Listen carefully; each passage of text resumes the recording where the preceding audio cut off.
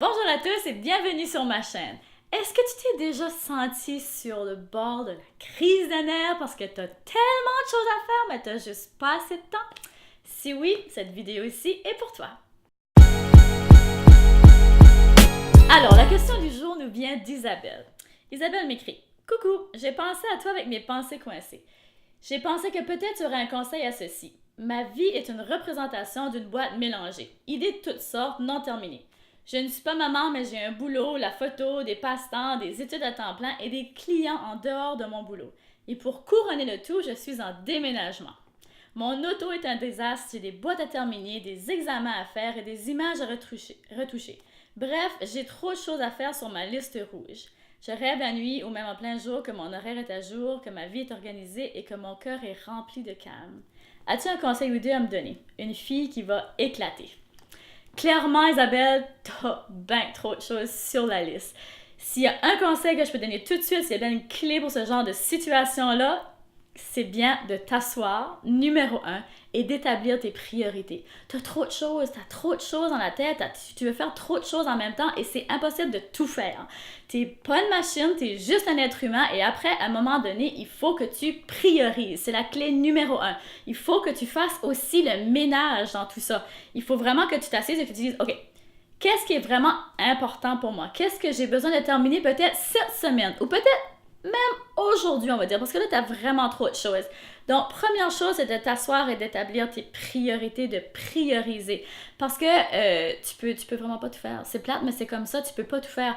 Et ce qui va arriver quand justement tu t'en mets trop sur les épaules comme ça et que tu essaies de tout faire, c'est que tu vas te brûler, puis tu vas faire les choses à moitié, puis après, à un moment donné, tu vas être obligé, tu vas être forcé par le temps, par la maladie, quelque chose qui va finir par t'arrêter. Donc, arrête-toi tout de suite avant que ce soit trop tard et que tu as encore de l'énergie. Donc, numéro un, tu t'assois, tu fais une liste et tu priorises. Et tu fais des petites listes. Hein? Tu fais pas une liste de ce que tu as à faire dans un an. Tu commences par aujourd'hui ou tu commences par cette semaine. Mais vraiment des petites listes pour essayer justement d'avoir plus de clarté dans ta tête. Numéro un. Deuxième chose, c'est de l'organisation. Tu as vraiment besoin d'organisation et de discipline. Je veux que tu te bookes du temps dans ton agenda pour faire que de l'editing photo. Peut-être, je sais pas, le mardi, je veux que ce soit très précis. Hein? Le mardi matin, de 9h à 11h, je ne fais que de l'editing photo. Je m'assois là, j'éteins les distractions, les téléphones cellulaires, tout ça, j'éteins ça et je me concentre, je fais 2 heures que d'editing photo. Je veux que tu batches, que ce soit d'editing photo, que ce soit de ménage, que ce soit d'étudier tes examens, que ce soit de faire, de nettoyer ton auto, que ce soit de te préparer pour tes examens. Je sais pas si je l'ai dit, des fois je me répète, mais je veux que tu batches, c'est très très très important et ça paraît comme une montagne au début lorsqu'on dit OK, je veux que tu batches, je veux que tu fasses en gros. Comme par exemple la cuisine. Ben voyons donc, je peux pas me mettre à cuisiner pour 3 jours, ça va me prendre bien trop de temps. Non, c'est le contraire. Ça va te prendre beaucoup de temps pendant que tu le fais. Peut-être que ça va te prendre, je sais pas, pour vrai, là, ça va peut-être juste te prendre genre 15-20 minutes de plus. Mais tu vas voir qu'au fur et à mesure, à la longue, tu vas tellement être gagnante là-dedans. Un petit truc que je ferais et qui m'aide énormément, c'est que lorsque je fais mon épicerie, je reviens à la maison, je coupe tous mes légumes, là je fais cuire du quinoa, je vous en ai parlé dans ma vidéo il n'y a pas tellement longtemps. Je fais cuire une grosse batch de quinoa, 6 tasses de quinoa à peu près, je mets ça dans mon frigo, donc j'en ai pour la semaine, pour mes déjeuners, pour mes dîners, pour mes salades. Ensuite j'ai mes légumes, je termine de travailler, je suis fatiguée. Hein? Lorsqu'on termine de travailler, on est tous fatigués, on a toute notre journée dans le corps, on n'a pas envie de se casser la tête à savoir quoi manger. Donc là j'ai mes légumes, là je peux me faire mon souper, donc tout ça que j'ai préparé à l'avance, ça m'aide et ça va beaucoup plus rapidement dans la semaine et ça m'enlève un stress aussi. Parce que justement, quand on a beaucoup de choses comme ça dans la tête pleine, on est stressé, on est fatigué et c'est épuisant mentalement. Donc, de l'organisation, je veux que tu te book des moments, que tu te fixes des temps dans ton horaire où est-ce que tu ne fais qu'une seule chose et que tu le fais justement sur une telle période, de telle heure à telle heure, point final. Je veux que tu sois strict avec ça. Et ensuite, justement, que tu évites les distractions.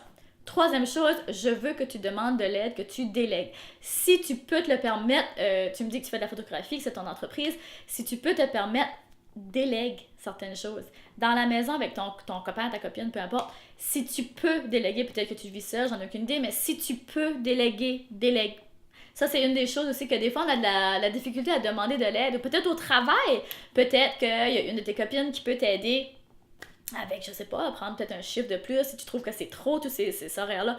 Mais essaie de trouver une façon de déléguer, de ne pas te retrouver à tout faire tout seul. Des fois, c'est fatigant. Des fois, de juste demander des fois un petit peu d'aide, des fois, ça fait toute la différence du monde. Donc, si tu peux, demande pour de l'aide, délègue.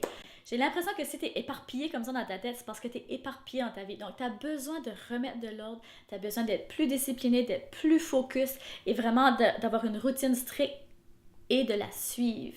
Parce que justement, quand tu t'en mets trop, c'est difficile d'avoir une routine parce que tu as juste trop de choses, ça déborde tout le temps. Donc, essaie de minimiser et de focuser sur ce qui est vraiment important.